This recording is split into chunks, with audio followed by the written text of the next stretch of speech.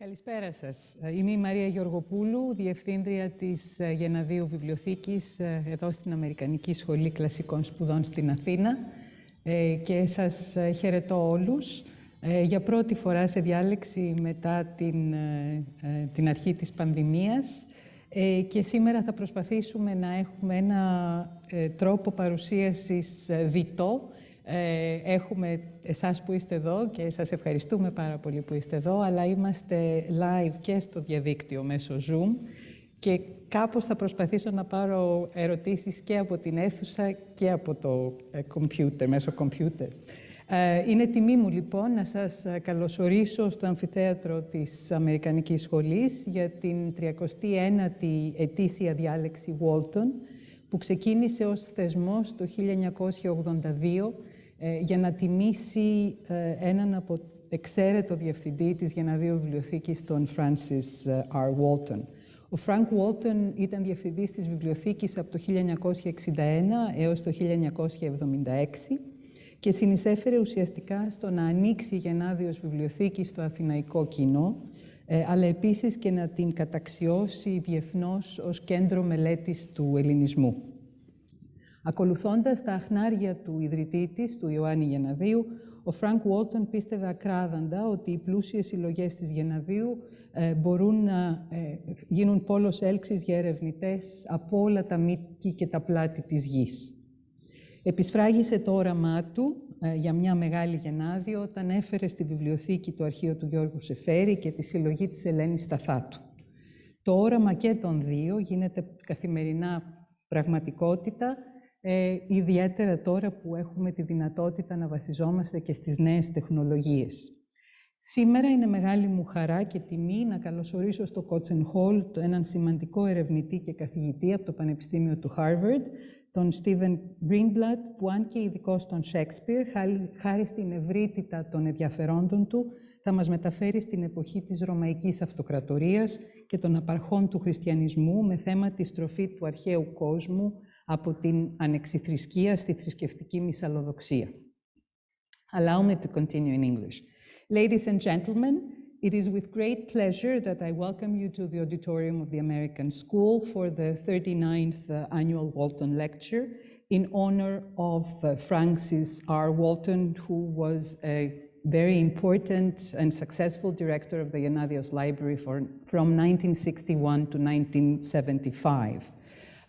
The importance of Frank Walton was that he opened the library, or he managed and he tried to open the library not only to the Athenian public, but also to the world at large. And he tried and was successful in raising the profile of the library internationally. Hence, these lectures allow us to bring scholars of international reputation who in many ways open up our own vision into a world that is somewhat larger maybe than what we know. And we are very, very grateful and very honored to have with us an eminent professor of literature, Steven Greenblatt, Cogan University Professor of the Humanities at Harvard University. Steven Greenblatt has been called a rock star in the field of literature, and his influence reaches far beyond early modern studies. And he was educated at Yale and Cambridge and started his teaching career at UC Berkeley's English department before joining Harvard. The citations for the various awards that he has received make it clear that he has had a defining and distinctive role in the field of literary studies, and his influential voice in the humanities for over 4 decades, particularly in the fields of Shakespeare, 16th and 17th century English literature, and the critical approach known as New Historicism. He is the author of no less than 14 books, although this is what the CV he sent us says, but I counted more. And of course, he is editor of many other volumes. And I only mention a few: Tyrant, Shakespeare and Politics, The Rise and Fall of Adam and Eve, The Swerve, How the World Became Modern, and Will in the World, How Shakespeare Became Shakespeare. He is also general editor of the Norton Anthology of English Literature and of the Norton Shakespeare. He was named the 2016 Holberg Prize laureate by the Norwegian Ministry of Education and Research, and he has been a Pulitzer Prize winner for The Swerve, a book translated into Greek a few years ago as Parenglysis. The book, written as like a detective story, tells the story of Lucretius on the nature of things, which was apparently a very revolutionary text. The book has been hailed as a provocative book arguing that an obscure work of philosophy discovered nearly 600 years ago changed the course of history by anticipating the science and sensibilities of today. His honors are many, and I single out the Modern Language Association's James Russell Lowell Prize, the William Shakespeare Award for Classical Theatre, 2 Guggenheim Fellowships, and the Distinguished Humanist Award for the Mellon Foundation. Among his named lecture series are the Adorno Lectures in Frankfurt, the University Lectures at Princeton, and the Clarendon Lectures at Oxford, and he has held visiting professorships in Asia, Europe, and elsewhere. And he has been the president of the Modern Language Association of America and a long-term fellow of the Institute for Advanced Study in Berlin. And finally, he's also, of course, a member of the American Academy of Arts and Sciences, the American Academy of Arts and Letters, the American Philosophical Society, and the Italian Literary Academy, Accademia degli Arcadi. His talk tonight will tackle the Roman period, or rather the late Roman period, I gather. Like The Swerve, the lecture is based on a text and constructs an important story about the end of religious tolerance that was paramount in the ancient world. But I will now invite him to the podium and let him speak to us about religious tolerance and the twilight of the ancient world. I give you Stephen Greenblatt.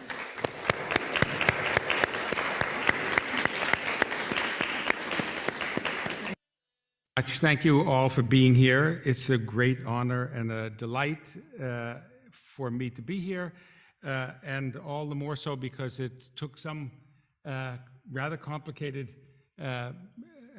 balletic moves to get around the pandemic and various other delays in and changes in life. So it's a thrill, particular thrill, to be in Athens this evening. I want to say, before I begin, a brief word about the context of the talk I want to give tonight, and it's a context that has some bearing on the words on the placard in front of me about the American School of Classical Studies. Perhaps my story, though it will be about ancient Rome, my story is perhaps an American one, in the sense that I've been experiencing, and in your gracious introduction, you convey how many years I've been in the game, and I've been experiencing over the last few years, as we all have in America, a rather profound change in how we teach, what we can teach, how people respond to the works that we have long presented to students.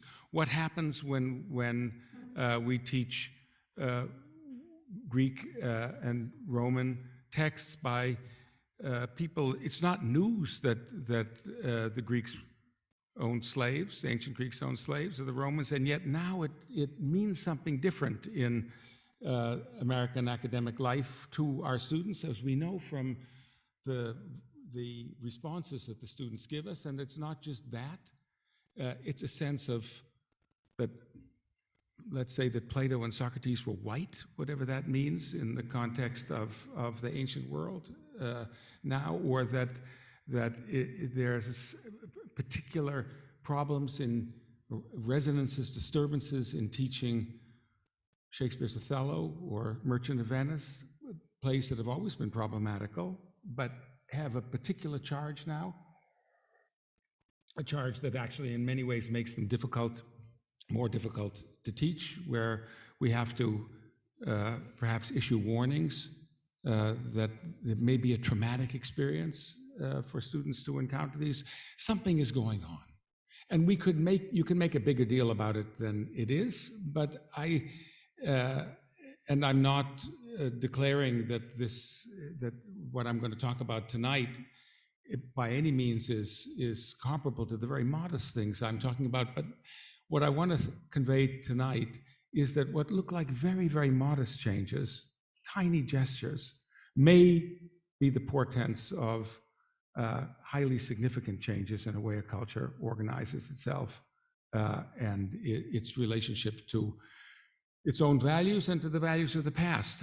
I used routinely to teach Mark Twain's Huckleberry Finn, or for that matter, Mozart's Don Giovanni, for reasons that I could explain to you. They're exceedingly difficult to teach now, and I may just give it up. I mean, it's just too many problems are raised by those texts for one's students and so forth. So that's the, how should we say, local context for why I particularly became interested in seeing if I could track a particular moment to catch the moment at which something begins to, in a significant way, begins to change in a culture.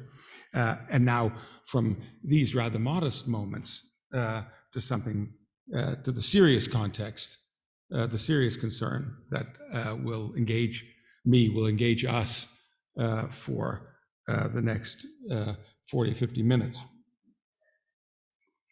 How did the West get from freedom of choice in matters of worship to compulsion?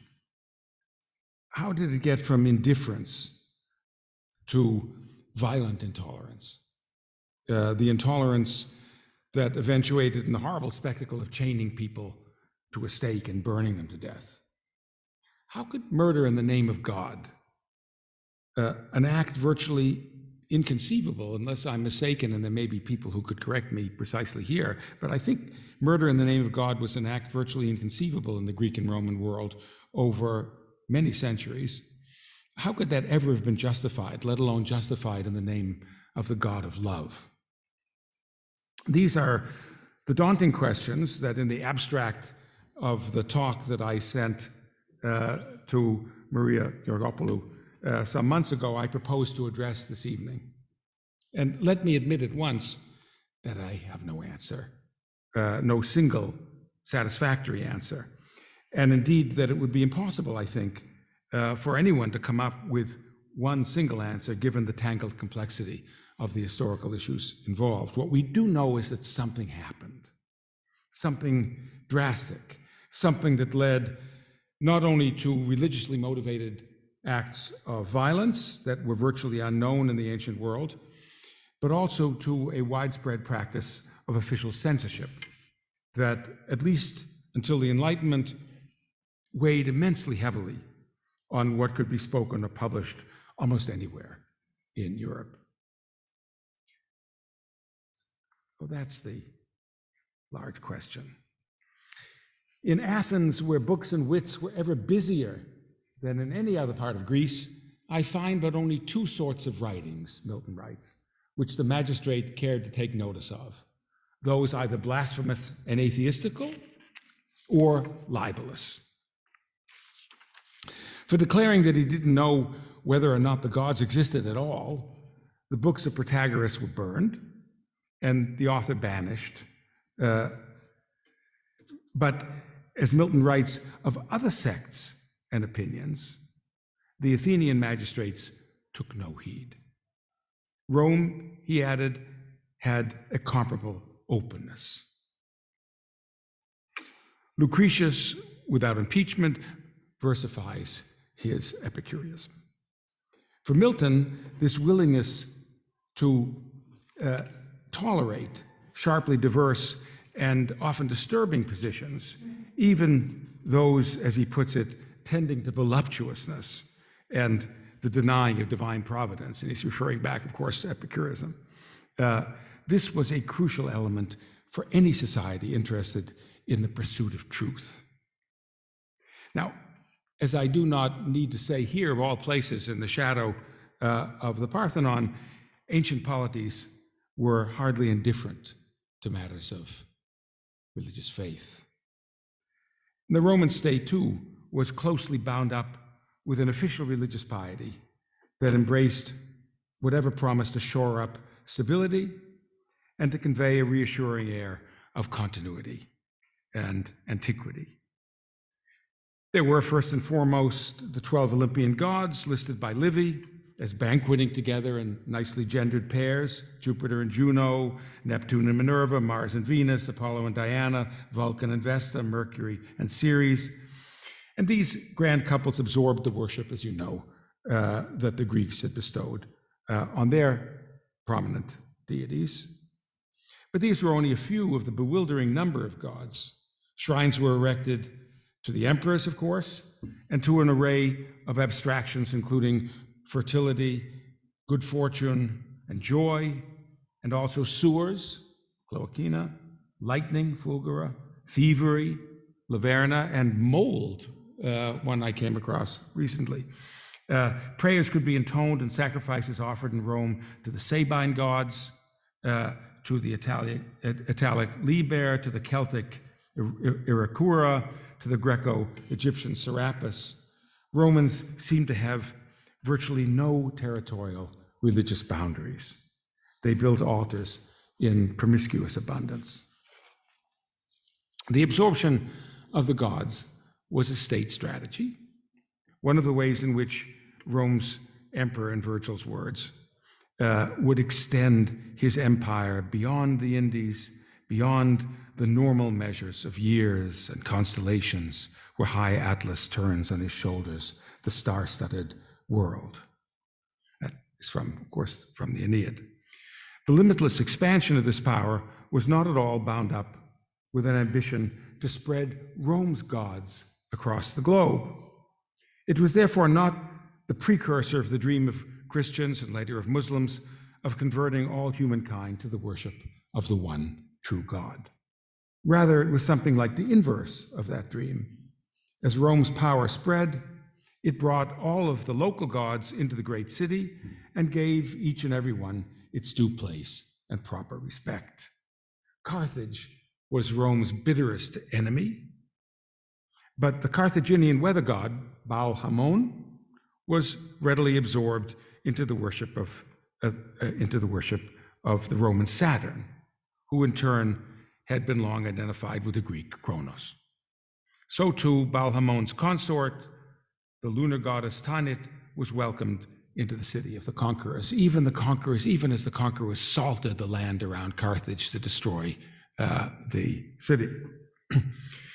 The proliferation of altars does not necessarily mean that the Romans were unusually anxious about the gods.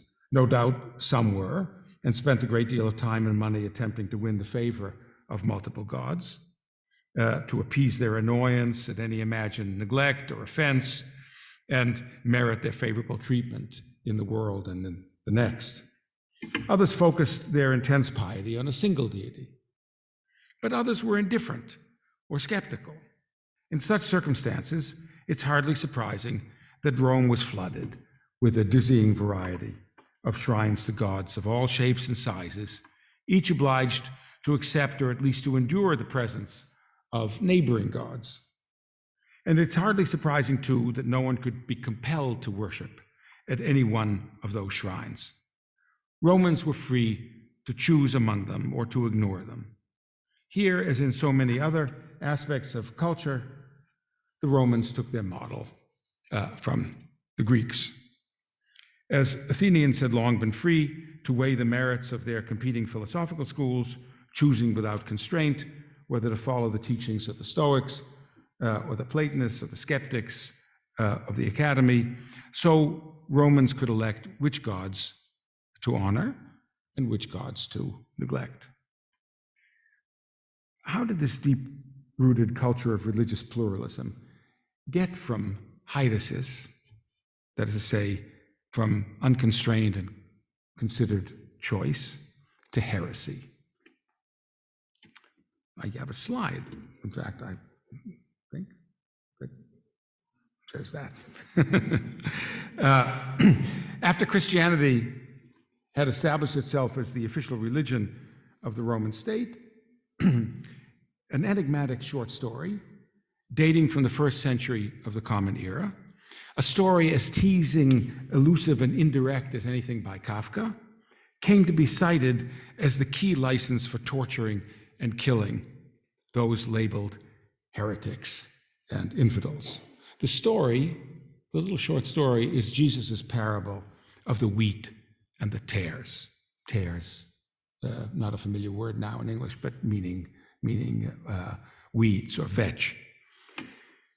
Whatever Jesus himself meant by the story, to which he himself, at the urging of his puzzled disciples, offered an interpretation, it was used by a succession of influential theologians and jurists as a guide to the violent treatment of religious dissenters.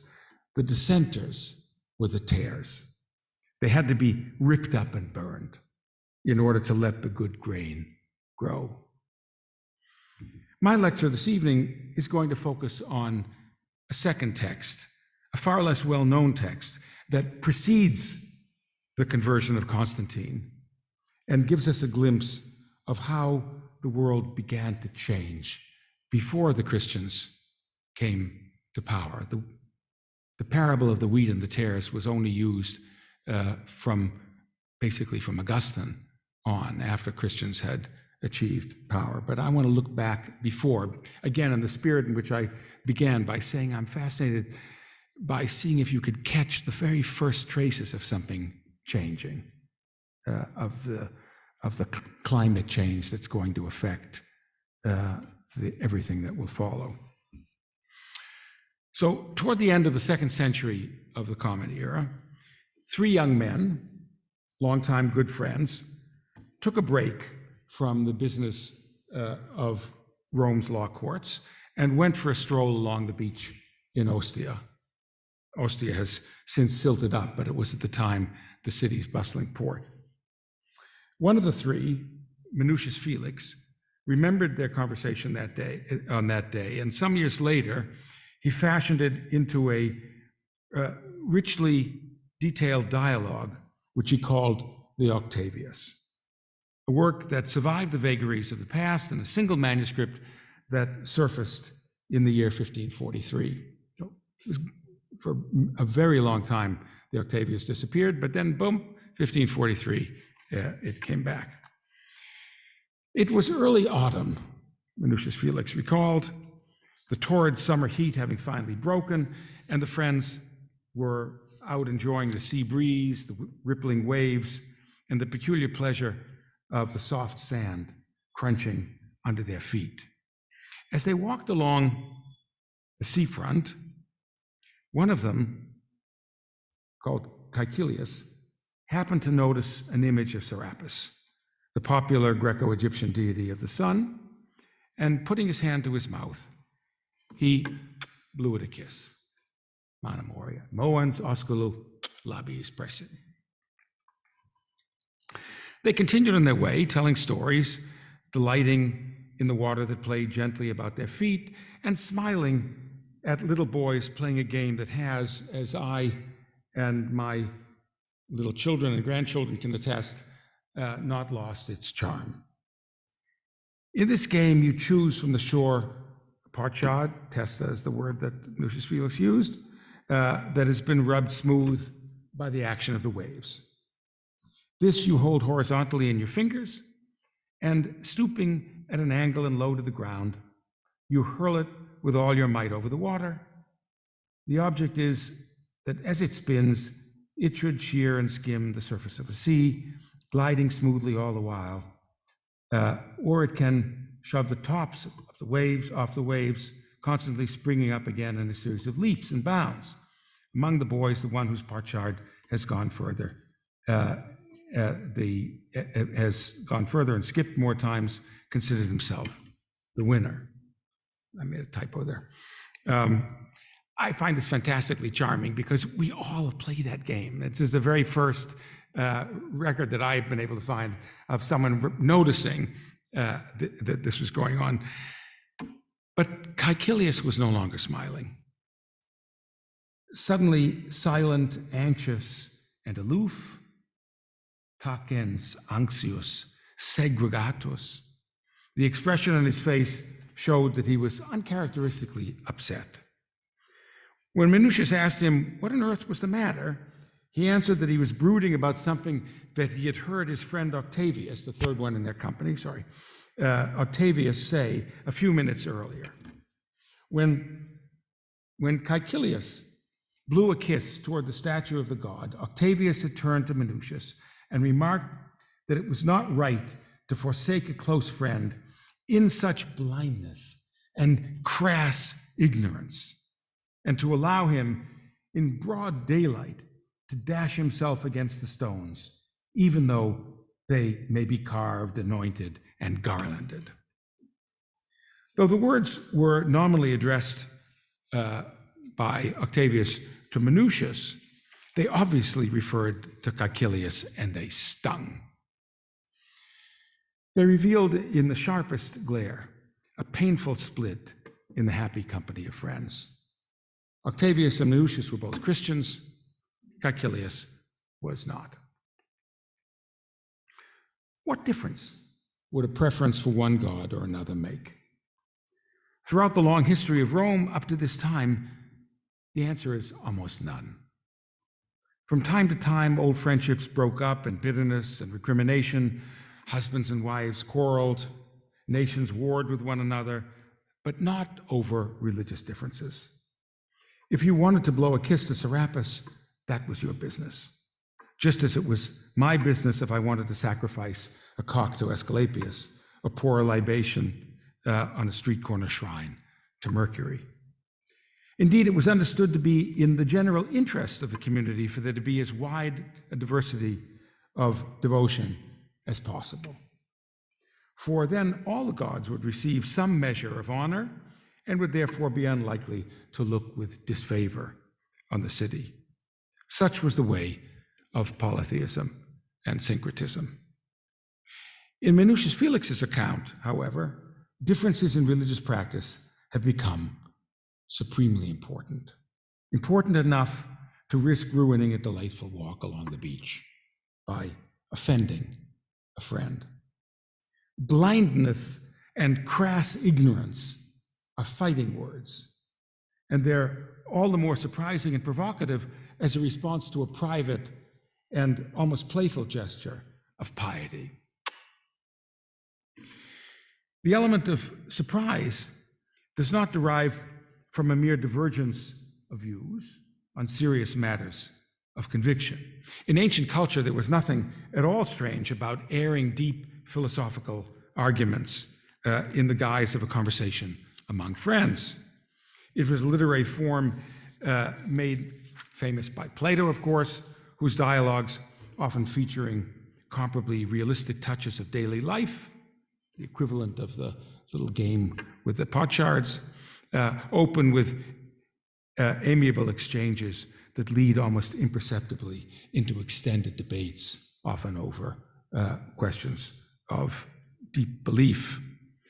But Caecilius had not said a word to invite controversy over ritual practice, his or anyone else's. He had done nothing to urge his friends to join him in honoring Serapis. He had not asked their opinion about his beliefs or theirs. He had certainly made none of the gambits that conventionally opened the space of dialogue in Plato, such as these familiar ones. All Caecilius had done was to make a brief, wordless gesture of personal piety. Menucius Felix then subtly changes the rules of the game, or rather, it's no longer a game at all. It's not the same game. Games are what little boys play, skipping stones to see who can reach furthest in a contest as meaningless as it is fun. The stones Octavius is concerned about are the perilous ones on which he fears Caecilius will be wrecked. Friends do not let friends do what Caecilius has just done, he tells Menucius after witnessing the blowing of the kiss. If he does not warn Caecilius directly, as one would if one saw a friend about to fall into a hole, it must be because Octavius recognizes that he's crossing a line. He's proposing to intervene in behavior that would ordinarily not arouse alarm or call for any intervention at all, and wouldn't have called for any intervention for centuries and centuries before this moment. Romans could and did argue strenuously about their beliefs and rituals, and even good friends could express their disagreement in sharp terms and mock one another when what they regarded as superstition or ignorance of the truth. If you see a spacious and beautiful house, the Stoic Balbus says to his friend, the skeptic Cotta, in Cicero's On the Nature of the Gods, and Cicero's, of course, channeling Plato, redoing those dialogues in his own way, you could not be induced to believe, even though you could not see its master, that it was built by mice and weasels. By the same token, he continues, if you propose that the elaborate universe in which we find ourselves is your abode and not that of the gods, would you not be thought absolutely insane? Do you really believe all the foolish stories told about the presence in the world of the immortal gods? Cotta Riley counters this. Do you also believe that the mark in the rock resembling a hoofprint to be seen at the present day on the shore of Lake Regillus was made by Castor's horse? Cotta continues in this vein, systematically taking apart each one of the Stoics' cherished beliefs, while two bystanders, Velleius and Cicero himself, listen and weigh the arguments. So Menucius Felix was well aware of Cicero's great dialogue, which left many traces both in the style and content of the work that we're considering now, the Octavius. This is a venerable literary form that reflects traditional social and intellectual worlds, the world from which he and his friends came. But the governing assumptions of that world, though they're still nominally in place in what Menucius Felix writes in the early 3rd century, are beginning to crumble. The change is most apparent in the way in which the two dialogues end. In Cicero, when Cotta, the skeptic, finishes his assault on Balbus's belief that the universe, Balbus the Stoic, his belief that the universe is divinely ordered, the dialogue reaches a momentary stopping point. You've indeed made a slashing attack on the most reverently and wisely constructed Stoic doctrine of the divine providence, Balbus says, but the conversation, he makes clear, has been only temporarily suspended.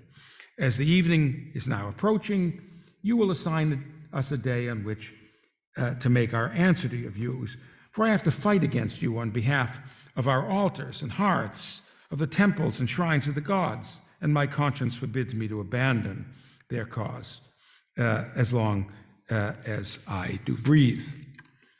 And for his part, Cotta, the skeptic, declares his willingness to continue, graciously conceding that the issues may not, in fact, all have been settled. For the bystanders, too, the argument remained significant but unresolved. Here, the conversation ended and we parted. Velleius thinking Cotta's discourse to be true, while I felt that that of Balbus approximated more nearly to a semblance of the truth. These are precisely the kinds of arguments that Cicero makes clear that can never end, and with a decisive victory by one side or the other. It's indeed the whole purpose of philosophy to keep the inquiry open and alive. And that's the spirit, in a deep way, I think, of this kind of dialogue in the ancient world. In Menucius Felix's work, by contrast, it's abundantly clear that the overarching purpose is to declare such a victory for one side, that of the Christians, and in effect to cancel, to use the contemporary term, to cancel that of the other side. If the dialogue had ended in a draw, the whole project would have been a failure. The principal interlocutors, the polytheist Caecilius and the Christian Octavius, recognized their deep differences and resolved to debate them to a clear and definitive end.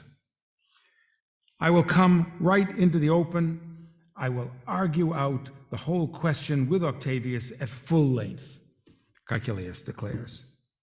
Here, as in Cicero's dialogue, the debate takes place in the presence of someone who recollects what was said by both parties. But in Cicero, as we just saw, in Cicero, there were two bystanders, and tellingly, they ended up split on the merits of the competing positions. In Menucius Felix, there's only one witness, the writer of the dialogue himself, to which both parties appeal and who will decide who has the better of the argument. It may seem odd that in a contest between a polytheist and a Christian, the chosen judge already adheres to one of the opposing sides, but neither of the opponents objects to the imbalance. We sat down, Menucius Felix writes, myself in the middle, with the other two flanking me on either side. I was to act as arbiter. So the debate has, shall we say, has been set up so that the arbiter, the decision will be made between a polytheist and a Christian, the decision will be made by a Christian. And we could add the fact that it's been set up in a different sense. You probably recognize that Caecilius means the blinded one. So, I mean, it's already, as it were, heading in the direction we expect it to head. One of the appealing features of the dialogue form adopted by Menucius Felix is that both sides must be given at least some space to breathe. Though the Christian position occupies roughly twice the space of its adversary in the Octavius, this is not an exchange in the manner of yes, Socrates, or no, Socrates, that Plato sometimes adopts. The polytheist who blew a kiss to Serapis is given room. He begins by laying out his position, adopting the nature and the measured stance reached at the conclusion of Cicero's on the nature of the gods. In human affairs, he says, everything is doubtful, uncertain, and unsettled. Everything a matter of probability rather than certainty. Probability is quite enough to guide us through the passages of mortal life. No one should make dogmatic pronouncements about such questions as the ultimate meaning of the universe or the existence of God, questions that have been for centuries matters of debate in countless schools of philosophy. Given the limits to the intelligence of all human beings, we should content ourselves with a modicum of modesty and self-knowledge, a difficult enough task, and refrain from attempts to explore the hidden things in heaven and earth and to make pronouncements about them. But this wise humility turns out to be exceedingly difficult to achieve. Our reckless audacity always leads us to overstep the boundaries and to speculate madly and fruitlessly, as Caecilius acknowledges himself, about what we cannot possibly grasp with any real certainty. And it's not only a matter of ungoverned individual hubris, the shadow side of dogmatic pronouncements about the unknowable is some kind of anxiety.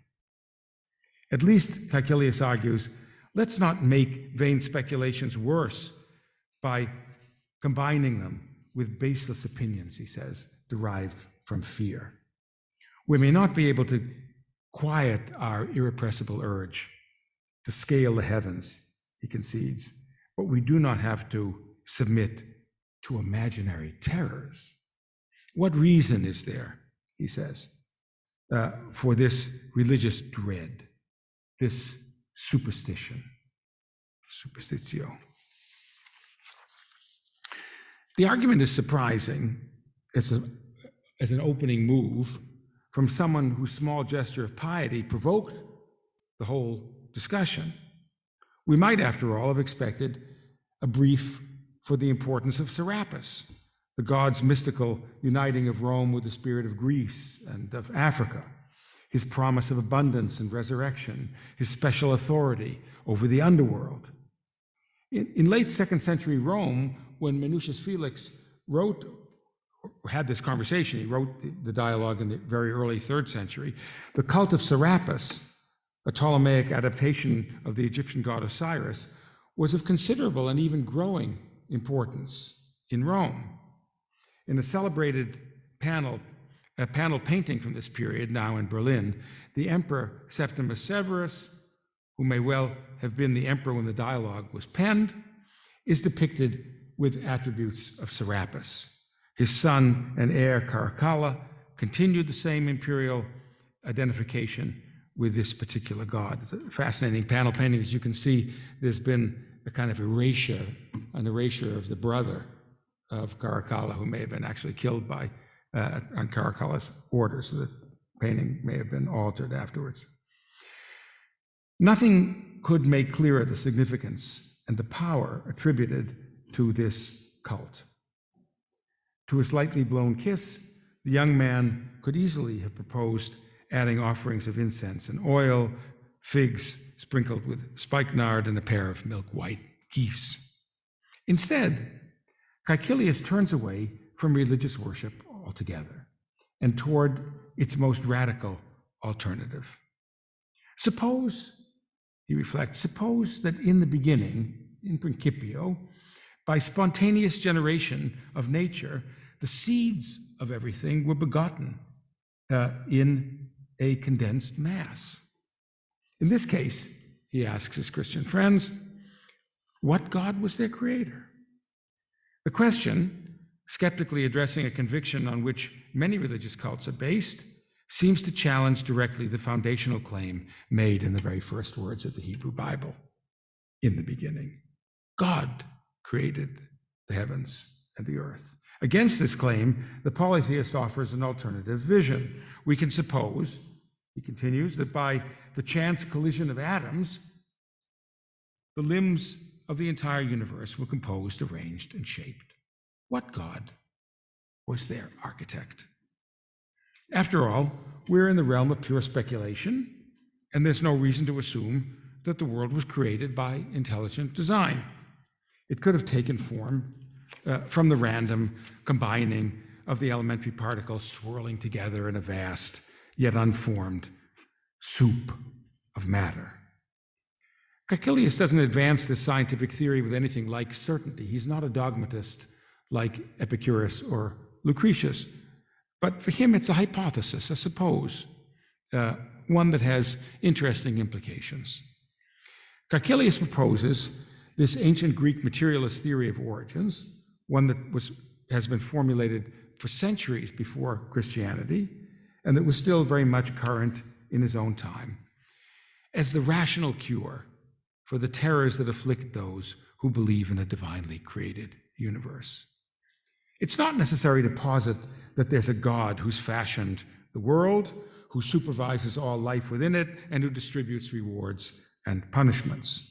Natural processes are sufficient in themselves, he argues, without any divine agent, to explain the way things are, how they become that way, and what eventually becomes of them. Man and every creature that is born, given breath, and reared is a spontaneous conglomeration of atoms, he says. If these elements, he asks, randomly combined and then took over time particular order and shape, there's no need for any designer, any judge, any creator. Caecilius spells out the great relief for the human spirit that he thinks is brought by this overarching scientific vision derived from the Greeks. Without a deus machinator, humans are freed from the gnawing fear of divine punishment. They can give up anxiously scanning the heavens for signs of some secret design and constantly attempting to propitiate one god or another. The rains continue to fall, hailstorms rattle, and thunder continually growls, but there's no moral meaning to it all, for good or ill. Lightning bolts flash, but they randomly strike places sacred and profane, he says. The fact of this randomness, stripping away the illusion of divine protection, may be dismaying, but it's also liberating. in allowing you to see the way the world actually is. The moral order that societies establish and by which individuals regulate their lives is neither created nor policed by the gods. Ritual observances have no effect on outcomes. Tempests fall alike on the guilty and the God-fearing. In shipwrecks, the fates of the good and evil are confounded. Raging fires consume indiscriminately the innocent and the guilty. And in the blight of pestilence, all perish without distinction. In a world governed by divine providence, the destinies assigned to the virtuous and the vicious would be clearly distinguished, but we do not live in such a world.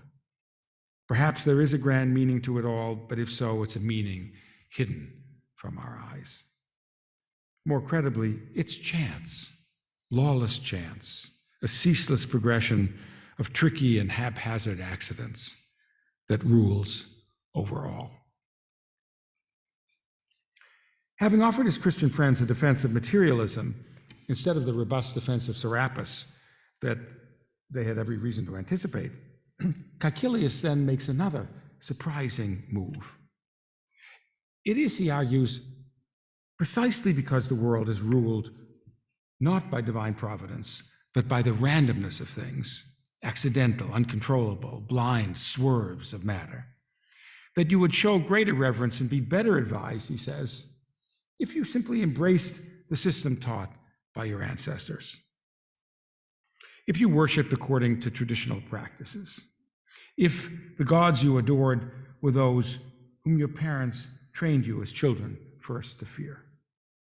His demystified account of the universe does not lead him to espouse a programmatic militant atheism, but rather to something like the reverse, an undogmatic, gentle, and highly traditional piety. It is this quiet piety that was perfectly exemplified in the kiss that he blew to Serapis. Caecilius quickly goes on to make clear that his stance has in fact little or nothing to do with an evangelical predilection for Serapis, a hope that everyone will someday be blowing kisses in Serapis's direction. Throughout all empires, provinces, and towns, we observe that individual groups have their native rites and rituals and worship their local gods, he says. For example, and then he gives his set of examples, culminating in the Romans, who have all of the gods.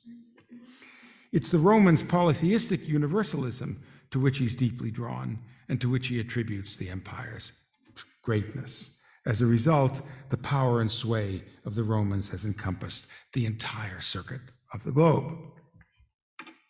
Warming to his theme, Caecilius praises the Roman policy of adopting the sacred rites of all nations, a policy that not only furthers the state's dominion, but also preserves ceremonies and structures that reach back into the distant past. In conquest, Romans do not destroy, he says, they continue, showing respect for the sanctity of ancient temples and of observances. This respect, he makes clear, is not merely a cynical strategy to pacify the vanquished.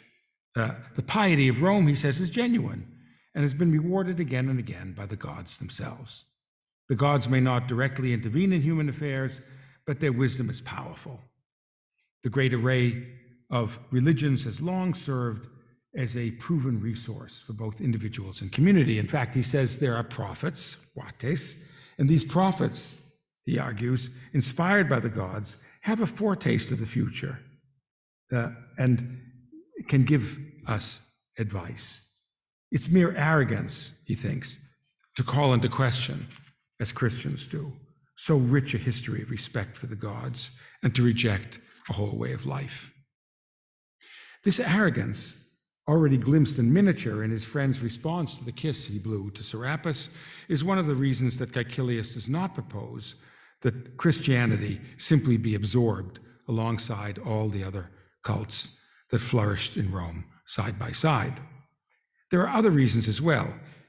He goes on to rehearse at length a series of wild charges that about secret Christian rites. from orgies to incest to infanticide. The charges stretch the credibility of the dialogue's setting, since their monstrousness seems incompatible with the very possibility that Caecilius could have maintained an easy friendship with those he deemed guilty of such appalling crimes. But they obviously provide an occasion for Octavius categorically to deny them all and to depict Christian worship as entirely innocent. And by the way, as a footnote, as far as I can tell, those charges against the Christians, early Christians, of orgies, cannibalism, and so forth, are only found in Christian defenses of Christianity. Early Christians say the pagans accuse us of this. No pagan source, as far as I know, has actually survived that makes these charges. What Octavius does not deny is the charge that Christians oppose the coexistence of altars devoted to different gods. Look around, he argues. No joint monarchy has ever been successful, either in human society or in nature.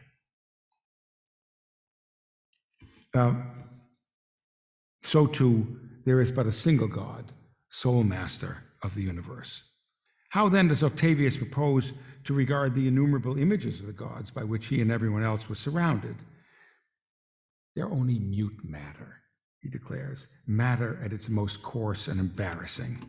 A god of wood, he says, a remnant, perhaps from a funeral pyre or a gallows tree, is hoist up, hewn, hacked, and planed.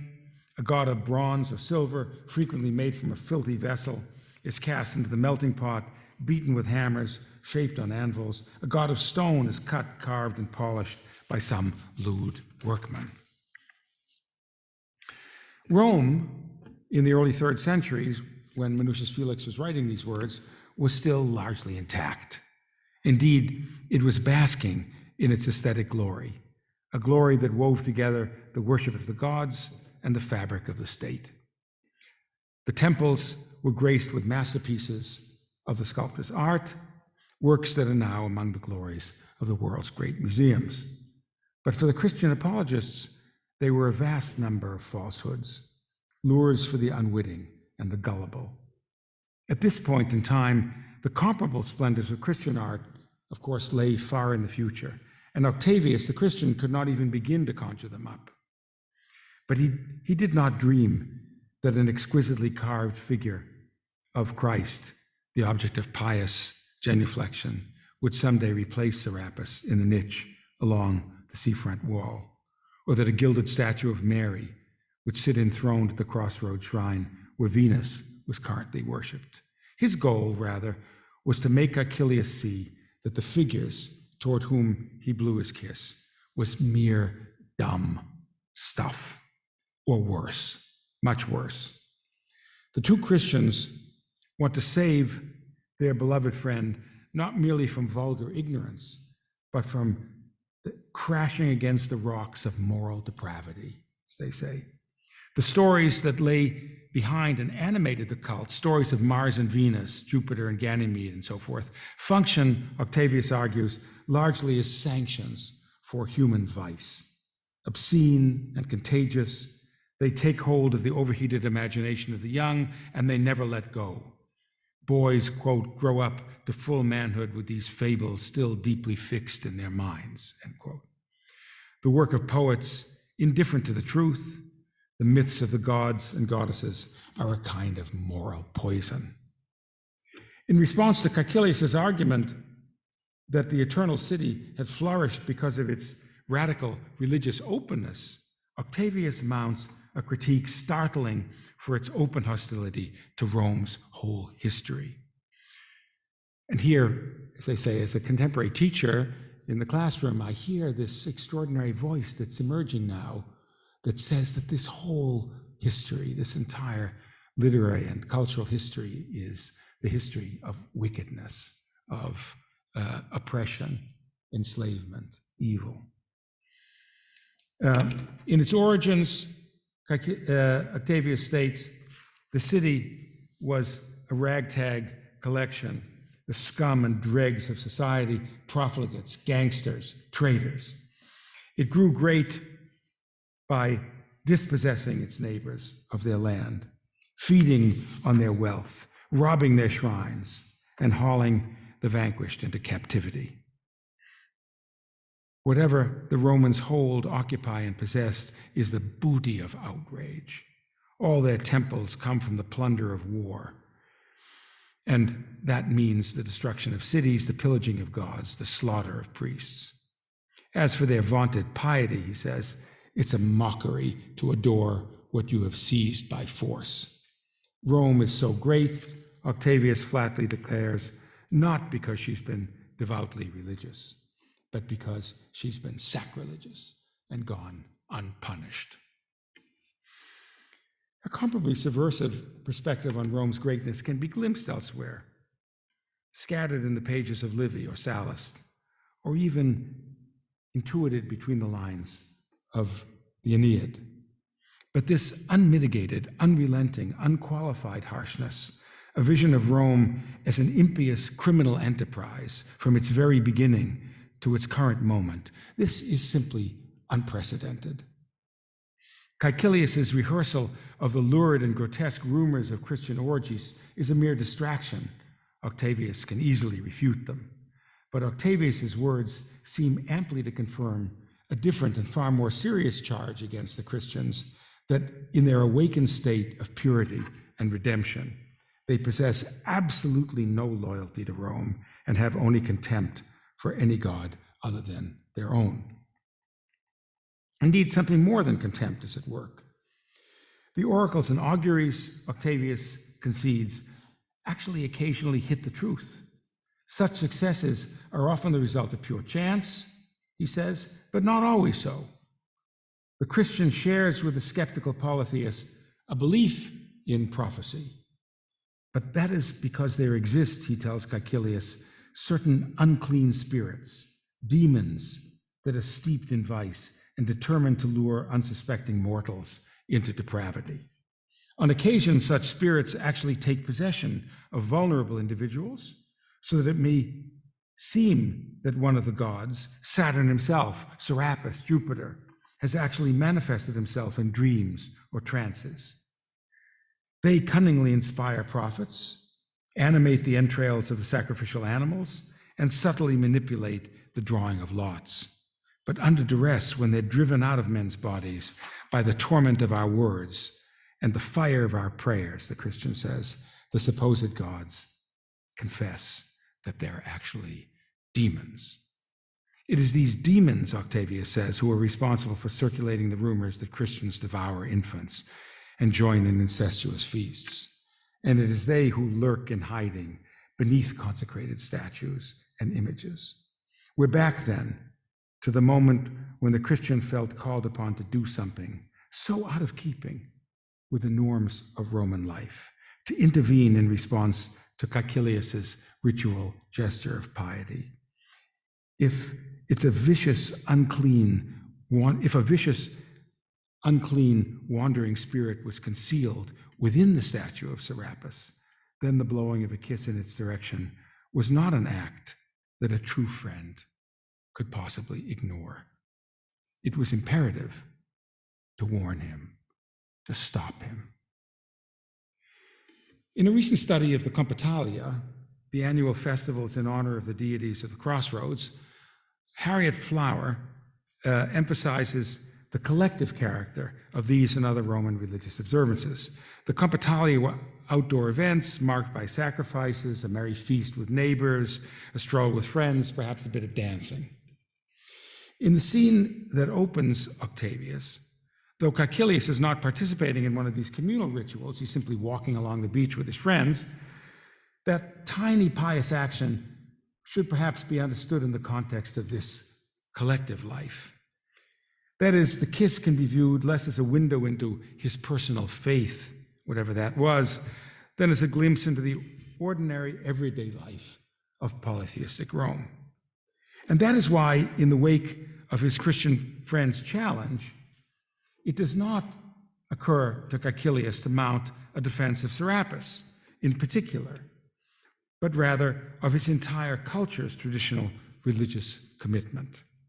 Hence, too, he evidently does not feel that there's any contradiction between his easy embrace of Roman legends of oracles and auguries and divine protection, vividly signaled in every altar and statue and street corner shrine, and the scientific theory that he's espoused as well. Caecilius is both a rational materialist and a defender of polytheistic piety, a skeptic and a genial believer in the central presence of the gods in the life of his city. He embraces a rational account of the universe, where lightning bolts are natural phenomena, not weapons thrown at malefactors by Jupiter, where shipwrecks do not distinguish between the guilty and the innocent, and where plagues are neither brought on nor averted by prayer. At the same time, he embraces the ancient satisfactions and reassurances of religion. He wants it both ways. Caecilius, then, is like an evolutionary biologist who knocks on wood to bring good luck, or an agnostic who joyously celebrates his child's christening. I have to say I'm an unbeliever, but I bless my sons on Friday night in the traditional manner of my faith. A philosopher could easily tease out the assumptions that lie behind the scientist's vocation on the one hand and the rituals on the other, and could go on to point out the inconsistencies between them. Few people bother to do anything of the kind, if for no other reason than that the stakes seem very low. But for the Christian Octavius, the stakes are anything but low, and he seizes upon the apparent contradiction in Caecilius's words. His pagan friend, he observes, is like someone at a crossroads, who, having no idea which is the right path to follow, leans in one direction and another without deciding. He wavered so much that at one point he believed in the gods, at another he was still pondering the question. As a result, he says, his arguments keep shifting incoherently. A Christian, he argues, has no such problem. Everything fits together in a single, decorous, perfectly coherent truth. The universe is obviously the product of divine power, not of random atomic collisions. Anyone can see that with his own eyes. And polytheism is false. All great philosophers have agreed, he says, that God is one, though under a variety of names. In its dignity and its hope, Christian worship befits this sublime belief in the sovereign majesty of the divine creator.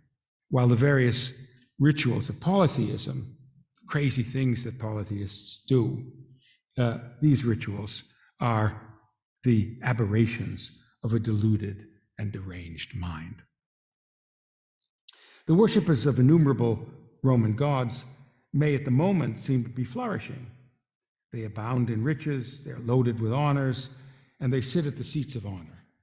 But they are like victims, he says, being fatted for execution, like sacrificial animals being garlanded. Christians, by contrast, seem humble and despised, but they're filled with hope in future happiness, confident that they will rise again to bliss.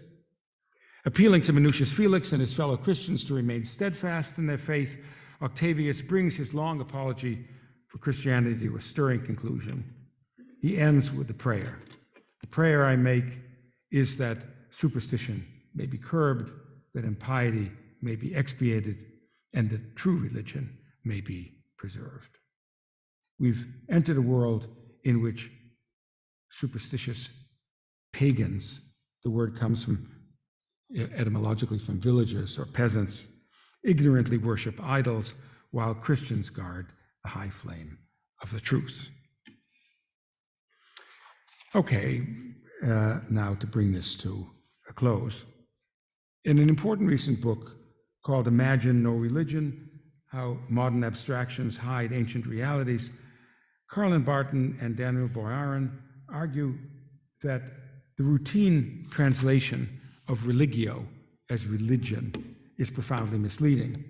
Roman people, they observed, functioned for a very long time without the conception of a specially demarcated sphere of religion, a sphere distinct from eating, sleeping, defecating, having sexual intercourse, making revolts and wars, cursing, blessing, exulting, degrading, judging, punishing, buying, selling, trading, and revolting, building bridges, collecting rents and taxes. And we might add, having a leisurely walk along the beach in Ostia. Following the pioneering work of Brent Ngonghi and others, they suggest that for ancient Romans, religio did not require and was not evidence for a transcendent reality. It was part of a this-world system of weighing and balancing, of managing anxiety, and of negotiating with obligations and contingencies. But crucial changes in the term religio, and in the mental landscape in which the term functioned began to appear in the works of Cicero and his contemporaries. Superstition was increasingly conceived not as an unhealthy excess of religion, but as its diametrical opposite, a form of practice that contradicted the tenets of faith. And religion was increasingly imagined as a separate dimension of life, distinct from, and even on occasion opposed to, the collective life of the state. Menucius Felix's dialogue is one of the earliest and most eloquent manifestations of this momentous shift, just at the very beginning of this shift. The polytheist Caecilius has proposed that the world was governed by randomness and chance, and has argued that as a way to reduce the level of dread that attaches to religious rituals. It may be impossible to diminish fear entirely, he understands, but by keeping it in check, religio does not tip over into its extreme form, superstitio. Instead, it can serve a benign function, helping it, as it has done for centuries, to uphold and strengthen the Roman state. You don't have to believe to go to the temple. You don't have to believe in that sense to blow a kiss to Serapis. You have to participate in the life of the community. It's telling that Octavius, who earlier characterized the history of Rome as a history of sacrilege, brings his case for Christianity to a climax with a contrast between superstition and true religion. For him, the former, superstitio, is the rich tangle of gods and obligations and pious rituals that had long characterized the whole polytheistic life of Rome. And the latter, vera religio, true religion, is not a particular obligation or practice out of many. It's the one valid way, the path to salvation, the sole truth. Christianity is the only true religion. After each has laid out his arguments, the outcome is decisively different from anything imagined by Cicero in De Rerum Deorum. Menucius Felix, as judge, is about to grant victory to his fellow Christians, an outcome that the dialogue never permits us to doubt. But Caecilius does not even wait for the verdict to be declared. He bursts out, "Heartiest congratulations, Octavius, my friend, and I congratulate myself as well. I need not wait for the verdict. We've both won. In a sense, it may sound outrageous, but I claim victory too, for while Octavius is victorious over me, I am triumphant over error." So it ends. The three friends going their way, cheerful and lighthearted, the former polytheist happy in his new Christian faith, his Christian interlocutor happy in the great victory he has won, and Menucius Felix happy in both, because the one had come to believe and the other had been victorious. In the time to come, they may have other walks along the beach together, but there will be no more kisses blown to Serapis. Cicero is content with a complete lack of resolution.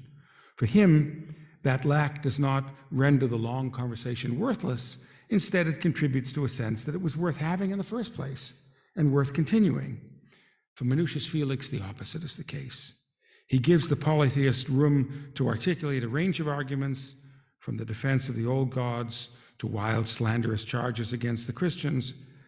But to the attentive reader, it's clear from the beginning that he is heading toward the triumph of one and only one of the two sides. And that triumph is figured not merely in the response of the dialogue's Christian eyewitness, who professes himself completely lost in profound amazement for the way in which Octavius conducted his case for Christianity, but also, and more importantly, in the response of the polytheist Caecilius.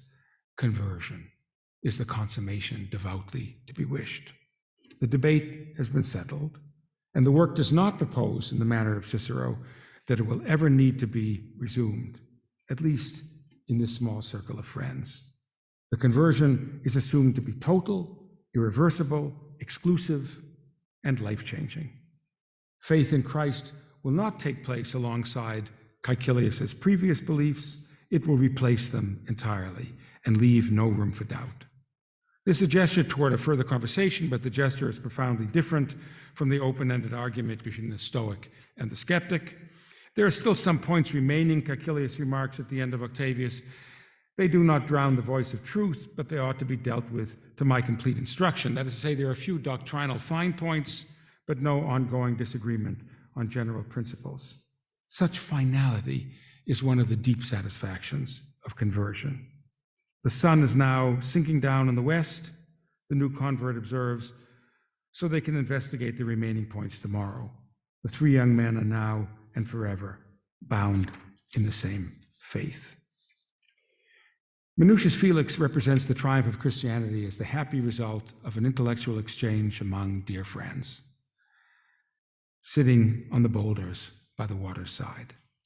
They engage in a contest, and the Christian Octavius wins. In this sense, the argument bears, after all, a certain resemblance to the game of skipping stones, with which the dialogue begins. But the contest was anything but playful. It was motivated by Octavius's fear that his pagan friend would come to ruin. Lingering in the shadows of the sunlit scene, there are additional unspoken fears. A fear that the faith in Christ would be stigmatized as a form of vulgar superstition, that it would not appeal to the most educated and sophisticated segment of the population, that the slanderous lies circulating against the Christians would prevail, and the faithful would be reduced to a poor, despised remnant. The underlying purpose of Menucius Felix's dialogue is to assuage these fears, laying out the case for the faith and answering the charges brought against it. His work is at once apologia and wish fulfillment fantasy, and with good reason. In early 3rd century Rome, the fate of Christianity, even its very survival, was by no means settled.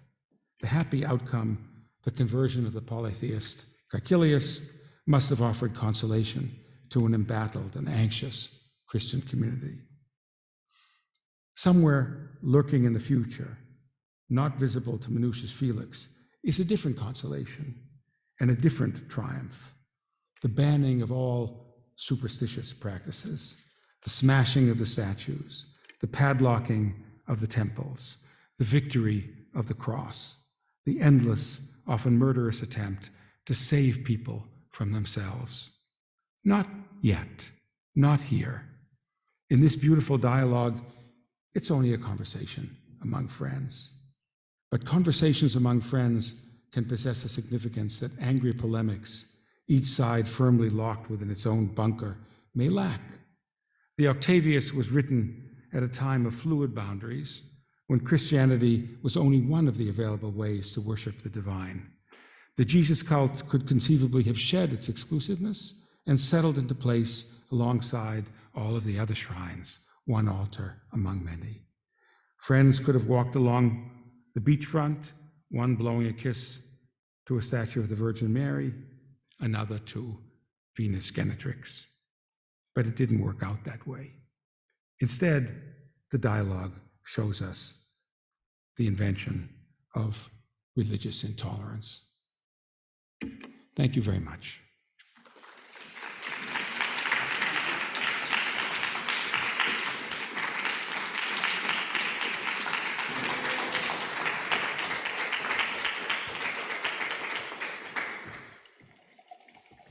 Thank you very much for this amazing tour de force. Thank you also for finishing with an image that speaks so powerfully to what you were talking about.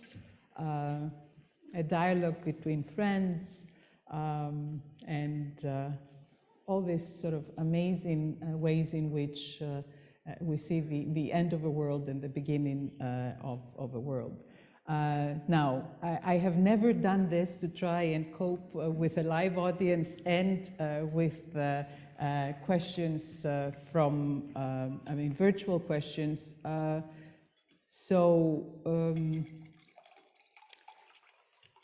Can I start with a question? I'll read a question by Antigonis Amelas.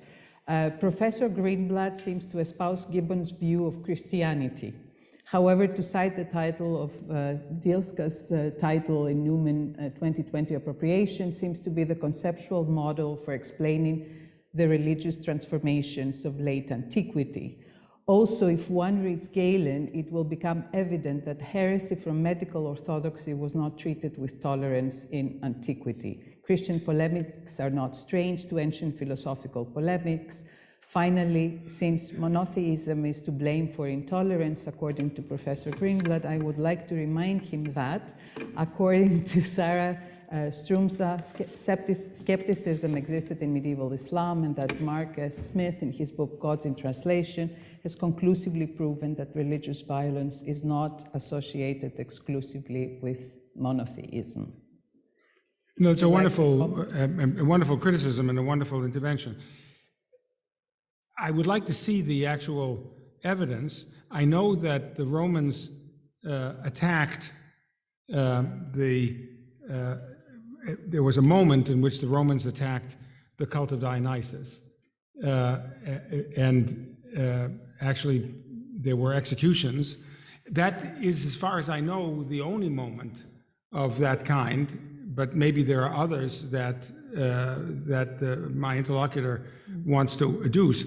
I have no firm opinion as to whether monotheism, qua monotheism, is inherently committed to intolerance, though I can see why monotheism would lead to the desire to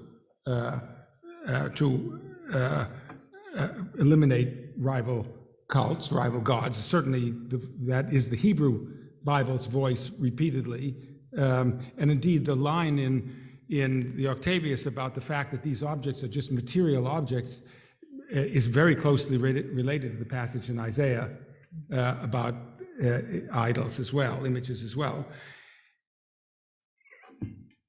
So I don't mean to have a brief specifically against monotheism. What I do think happens is that there are moments, as I say, I don't associate this by any means uniquely with Christianity, or for that matter, uniquely with the whole tradition that goes from the Hebrews to the Christians to the Muslims, though I think all three of them have histories, powerful histories of intolerance and iconoclasm. I entirely agree that they have counter-histories of awareness of alternative accounts of things and of what the Spanish called convivencia. So an ability, as we know, at certain moments in Golden Age Spain, in this case for Jews, Muslims, and Christians to live together more or less in harmony or in peace. Nonetheless, I may be wrong, in which case I want to be corrected. I believe that violence in the name of the true God against the false God is not part of the ancient. I think the ancient Greeks and Romans have many things to answer for, many unpleasantnesses to answer for, but I don't believe that's part of that tradition. But am I wrong? I mean, I could be corrected, and I'm happy to be corrected if I'm wrong, but with the exception of the Roman history and very brief history of a moral panic in Rome or a political panic about the cult of Dionysus, I'm not aware of anything comparable to the attacks on heresy within Christianity, or for that matter, the struggle against infidels in Islam or in Judaism. But please correct me if I'm wrong. I mean, this is all about learning, not about dogmatism. I think what I'm describing, in any case, what I'm trying to describe is a shift, something that I don't believe, but Pace, the critique I've just heard, I don't believe actually you find much evidence for in the Greek or Roman polytheist world, how something out of the same people, basically, same group of people, how in a few centuries it changes in the, what seems to me startling and radical way. How does it happen? And what I was trying to propose is that it didn't happen, or that the first signs of it was not a power grab by the priests or institutional effort once the Christians were in power, but a conversation among friends, but a kind of moral conversation, a feeling that something wrong was happening. And as I say, I said at the beginning that maybe this is a projection. I don't think it is a projection, but it's certainly influenced by my sense that what's going on in my world is not that the state is issuing declarations that we can or can't do this or that, but that there's a kind of moral shift, a shift in the conversation, a feeling that something is a violation that wasn't perceived as a violation actually quite recently. So I'm fascinated by how that happens. How do people feel suddenly threatened by reading Plato's Symposium? How does that possibly come about? And where is it coming from? And what appears to me to be a fascinating, quiet conversation among friends is a trace, an early trace before institutions get to work of how these transformations take place. But I urge the person who wrote and anyone else to tell me otherwise, because as I hope in the spirit of my talk, I don't feel dogmatic about any of this. What I think is, I'm trying to see what's happening.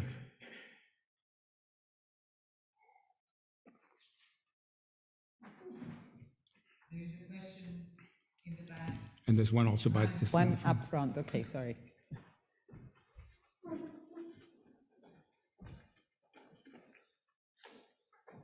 Thank you very much. We can't hear you. Yeah, if you put it, I think we could hear if you put it next to your mouth. Okay. Try again. Do we know anything about the reception of Menucius Felix's dialogue at the time? Is there any indication of how it was received by the general cultivated population? That's the question, if you hadn't heard it, was do we know about the reception of Menucius Felix's dialogue at the time of its composition, the early 3rd century, and how it was received? I don't know anything about the reception, except that it runs very close parallel to Tertullian's Apologia. So, and that would lead one to believe that this was not a unique one-off voice, but a moment in an embattled time for Christians. As I said very briefly in my talk, this is not Christianity triumphans. This is a moment in which Christians feel embattled. And there were several different voices of this kind. Tertullian's is another one, which is very close. Tertullian's Apologia is very close to this in certain respects, in which they're trying to formulate arguments for the truth of Christianity. And it's particularly, the need is particularly strong because of the position that actually Menucius Felix allows Octavius to articulate, which is that, no, we don't respect traditional Roman religion. We're not going to collaborate. We're not going to cooperate. The Jews were given, as you may know, the Hebrews were given an exemption, by and large, from emperor worship. And the argument was that the religion was ancient.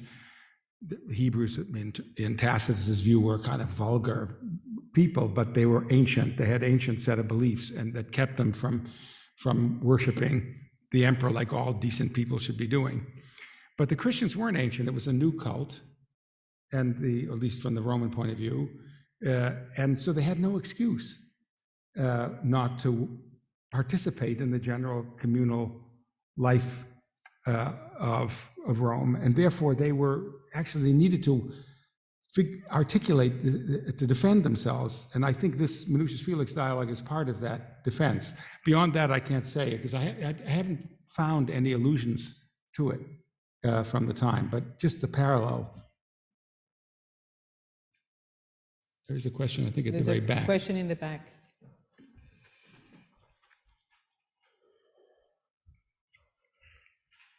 And then it, by the way, disappeared for a long time, just popped up in the 16th century. I mean, the odd way these things do. Thanks so much for this thought-provoking talk. Thank you very much. I have a question and maybe a gentle concern. So I'll start with a question.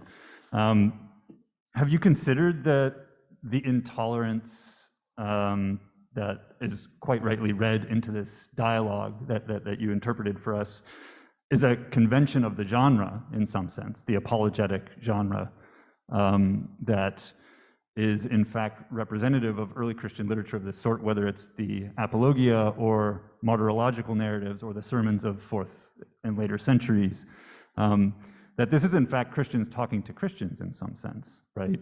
And so what we see, as you said, Christians feel embattled. Well, in some sense, the question is which Christians, right? Because great studies, say, on the house church of Dura Europos around the same time as some of these texts are being written in the 2nd century, 3rd century, studies of these have discussed how the average Christian on the ground could have moved from the Mithraeum to the house church and back again, right? And so it was really a function of apologetic literature, much less the sermons or the martyrological literature, to enforce a particular brand. And so I'm just curious if you've considered that this isn't in fact representative necessarily of how all Christians were thinking or behaving at that particular time. And that relates to my gentle concern, which is your sort of loose connection to our contemporary moment. And I suppose I wonder, fully admitting that I'm an early career professor who maybe identifies more with his students' concerns with canon than I think, if I take your lecture correctly, that you do. But I wonder who then is Caecilius in your metaphor, if the students are the intolerant Christians? Is it the texts that don't get the due process that they deserve? Is it the professor who no longer feels he can teach the text that he wants to teach? I'm worried about this metaphor and what work it's actually doing for you. No, wonderful.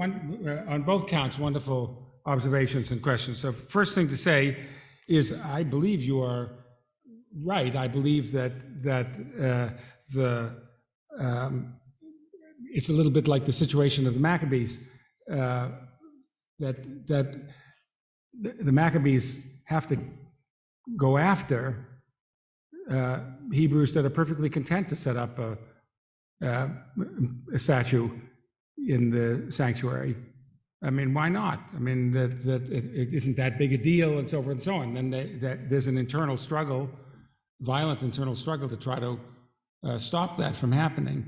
I think that there is a question, I think a deep question actually it's not resolved overnight, as you suggest, in early Christianity, and you can see it still being played out in a curious way in Augustine and Jerome. How much do we want to take on this tradition?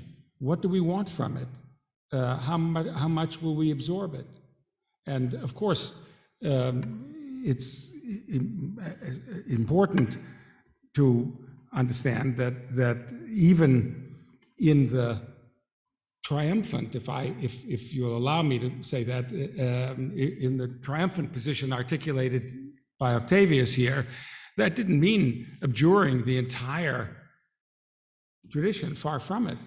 I mean, as we get from most fully articulated by Augustine, which is to say, we are allowed to despoil the Egyptians. That's the metaphor that is used. That is to say, that just as the Hebrews were allowed to take things when they escaped from Egypt, we can take things and use them legitimately from this tradition, but we can't worship the other gods. We can't blow a kiss to the other gods. That is the position that more or less triumphed, but of course more or less triumphed, as you would go on to point out, in a religion that turned out to be remarkably syncretic itself. This is not a religion that by and large blew up the Bamiyan Buddha, as it were. I mean, it found ways, as I said very briefly, Octavius doesn't imagine that, can't possibly imagine that someday there'll be statues of Mary that will be, in fact, there's very little of the physical presence of Christianity in Menucius Felix. There's almost no Jesus in his dialogue. It's a kind of, it's centrally focused on this question of whether you can actually, what you do about these rituals of observance of the other gods. And his answer is you can't, you have to separate yourself from them. But I think absolutely you are right. As I said to here, this is a partly internal argument among the Christians, and it's the one I think largely that won, with the qualifications of syncretism and despoiling the Egyptians. On the illusion, the metaphor, I don't want to push it by any means very hard, though I love your question. I just was trying to explain my own motives of being interested in this. I feel that I'm living in a moment, and I mean, I could list the number of different places in which it's happening, not just in the classroom, but in which the culture seems to be shifting. I mean, maybe it's always shifting, and maybe it's just a function of my age, but I think that it isn't entirely just that I feel that I'm taken by surprise at what now feels threatening to my students, putting aside whether it actually, what my judgment of this, some of it is comical, but it's not all comical. I mean, some of it is just very surprising. As I said, there's too much heavy lifting from my perspective now to teach Don Giovanni, as I used to do. It's too triggering, to put it that way, for my students, though in fact I know that they go home and watch crazy things on television that are much more disturbing than Mozart.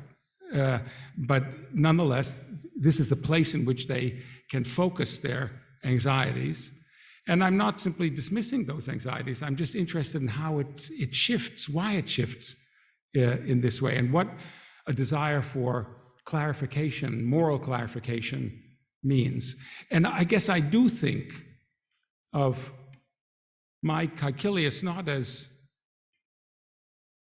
me, as it were, but I do think of the ambiguity that I described, of the figure who simultaneously is a skeptic and a materialist and a ritual observer, as somehow getting at what the humanities, the stuff that I largely devoted myself to, focused mostly on Shakespeare, how it's generally functioned, which is a sort of weird, unresolved, open-ended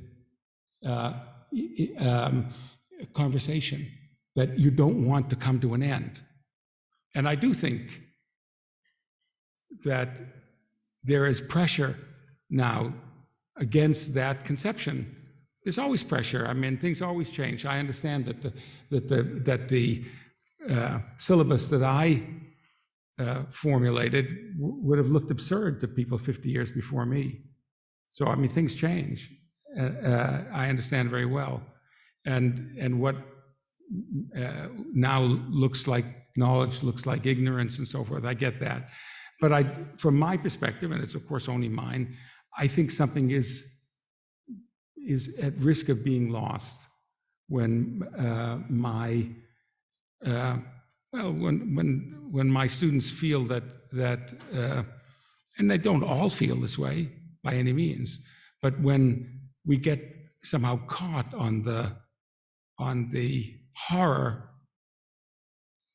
which is horror, of those moments in the text that we read. Let's say the Telemachus' killing of the servant women, the slave women, at the end of the Odyssey.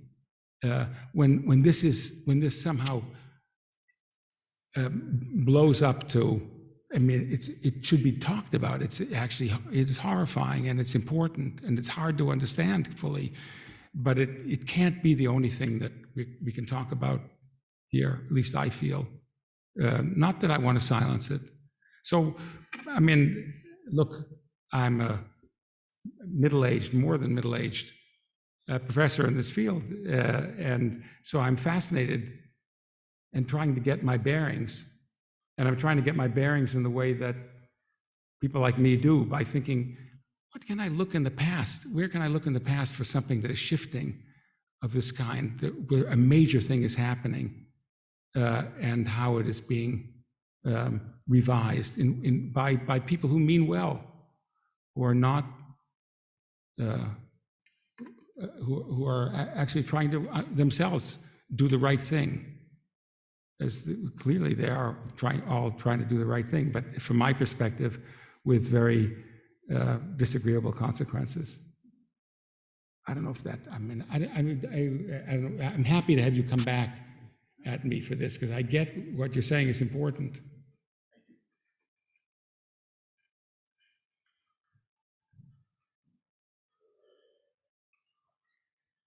Thank you very much for introducing this fascinating text to us. I will go back and read it. I had a thought when you were using the words tolerance and intolerance. In a sense, I have the feeling that for the Romans, a better metaphor might be cleanliness and uncleanness, or cleanliness and impurity, because when the Roman approach to religion is, as long as everything is going fine, you're tolerant. But when things go badly, you bury a Vestal Virgin alive, or you expel all of the Jews from Rome, or you clean out a sect. The mandate of heaven, in a sense, is related to a sense that there is a proper cleanliness in society, and in the same way that say Socrates is put to death for interfering in the Athenian relationship with their favorite gods. I mean, it's not a matter of being objectively tolerant or intolerant. It's things are going badly, and when they are, you need to find a solution to that, and ideally a small, easy one, but as opposed to massacring all the Christians, as happens at various points. Yeah, that's fascinating. I mean, first of all, thank you, and I do think that there are some problems with, probably more problems than I understand, with the use of tolerance and intolerance, partly because tolerance is built on the notion basically that you don't like the other thing and you just have to put up with it, or you're able somehow to put up with it. It's not and that is sometimes true, but it's by no means always true certainly not always true of the situation in Rome, where the absorption of the other gods is not that you're tolerating these other gods, it's that you're accepting on every other street corner as many as people choose to acknowledge. It may be that cleanliness and the sort of Mary Douglas cleanliness and filth account is right. I'm interested in that. I have to think more about it, partly because the cleanliness I get, but the impurity or dirt or filth, is that actually a deep concern in this culture? A good example, I think, would be when a monstrous child is born, and there's this universal horror in Rome. When a monstrous child is born in Rome, there's this horror. The books are consulted.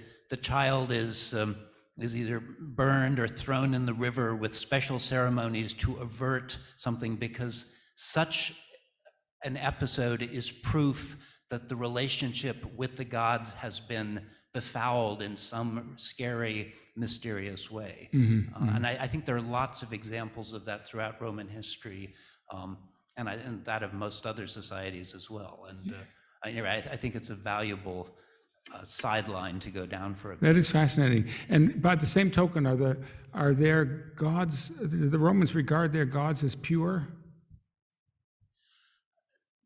The Romans, I would say, do not see purity in the way we see it. I mean, there's the strange ritual purity of you should not go into the Acropolis if you've had sex that morning. You have to have bathed yourself, you know, their rituals and the like. That purity, impurity is I mean, the gods, I think, are exempt from human notions of purity and impurity. But at the same time, Hera, for example, has a ritual bath every year that restores her virginity and makes her suitable. So, I mean, it's an overlapping, very loose concept. Yeah, thank you. I will think more about it, and I appreciate that. I will read, there are 3 more questions Good. here, and I think we will have to release you after that for coming in. What is the role of change in economics in relation to people's state of mind and their receptiveness to other people's views in which religion is part Yes. of? I mean, there are, yes, it's an interesting question.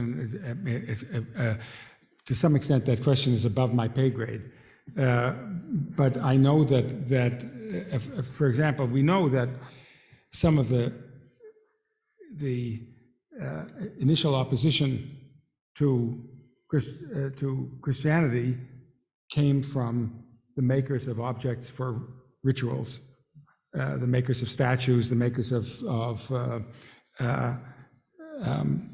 souvenirs from cults, who seem to have been at the center of hostility to Christianity, not grasping in this case that there was a huge economic opportunity lying ahead for them of Christianity, unlike, well, even the Hebrews had souvenirs of this kind, but nothing compared with what the Christians eventually would be able to produce. But they thought that they were going to be put out of business by the Christians. And that's one tiny instance of a larger and maybe more important frame, which is that, again, I know this simply from channeling the work of Peter Brown and others on Christian charity, that the Christians had economically organized themselves in remarkably effective and successful ways, so that in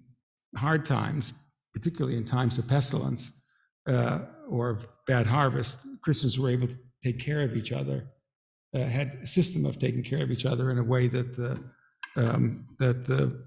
Romans more generally, as far as I know, didn't, or at least so it's thought. So I do think there are strong economic arguments to be made. And there was a second piece of that. How they, and their receptiveness to other people's views in which religion, I think you. Oh, yeah, okay.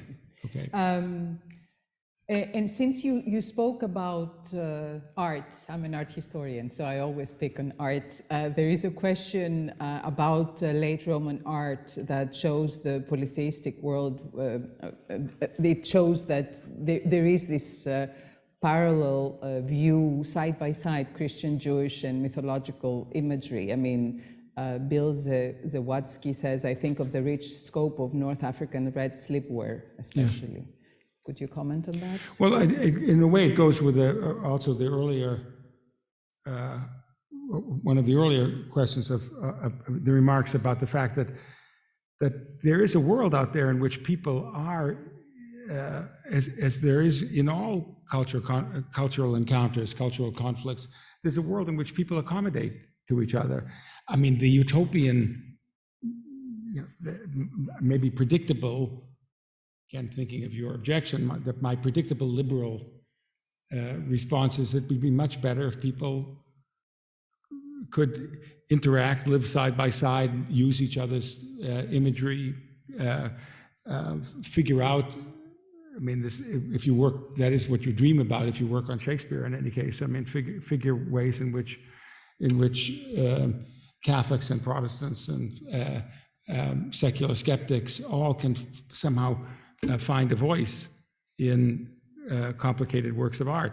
And there are plenty of those from the ancient world in which they exist side by side, they influence each other, and they're not simply doing what my last image showed. So I think it's true. I wasn't proposing that didn't exist. I was just asking how it came about that there was such pressure it's not like a door that simply shuts. It's a pressure that leads in a different direction. And in the case of it can lead, having spent a couple of hours today in the Acropolis Museum, you think about the human labor involved in going and defacing each of those faces. Someone did it. It reflects a deliberate vision of what needs to be done to deal with the uncleanness of those objects, to knock those faces off. Can I read the last question? You may. It's from Rush Ren. Was there the same laissez-faire attitude about worship, public honoring of the deified Roman emperors and Hellenistic rulers before them? And a follow-up, would you explain the persecution of Christians, I think early evidence in Tacitus, as a result of their failure to participate in communal Roman life? I do think that the question of your relation to the imperial cult is extremely important. That the Christian relation to the imperial cult, so that before before Constantine, this became a kind of critical problem, as it was, as I say, for the Jews, who also refused to.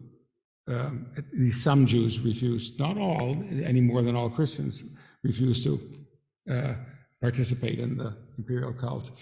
And again, as the earlier remark suggests, there are internal struggles among the Jews, as there are internal struggles among Christians, as to how far to go to accommodate and how far the imperial cult is going, what it's asking you to do, to pray for the success of your state. Is that okay? Well, Octavius is an extreme case because he says the state is just a criminal organization, the Roman state is a criminal organization. But if you're not saying it's a criminal organization, if you're saying you have a stake in the success of your state, you can go pretty far toward praying for that, but you can tip over into something that you can't say if you are, at least if you're worried about the purity of your faith. And that clearly is happening in the Christian world of the first and second century and early third century, where there's an internal debate about how far, just as there was among the Jews. So that there's a famous account by Josephus of an extremely uncomfortable conversation with the emperor about how far the Jews are willing to go to honor the state. In the long run, it works out in Christianity because the state becomes identified with Christianity. It's a complicated story, but it's basically moved in that direction. But before then, yes, it's a serious problem. And I do think, I take, as many of you will know more than I, there's a considerable amount of evidence that there was less persecution than the early Christians led us to believe. That actually it was a much more intermittent situation, that the Christians weren't being thrown in mass to the lions and so forth and so on, but that there were certain key moments in which Christians refused to do what they needed to do in order to accommodate themselves to the state, and then they were brutally punished for it. Well, thank you very much for a lecture, and then for almost the second lecture answering questions. It has been our pleasure to have you, and we truly hope to see you again and to have more time to spend with you and to have a bigger audience in-house. But I think you really helped us understand and think through a very important. Thank you. It was a deep pleasure to be here, and I'm grateful to you for being here and also for your questions and comments. Thank you.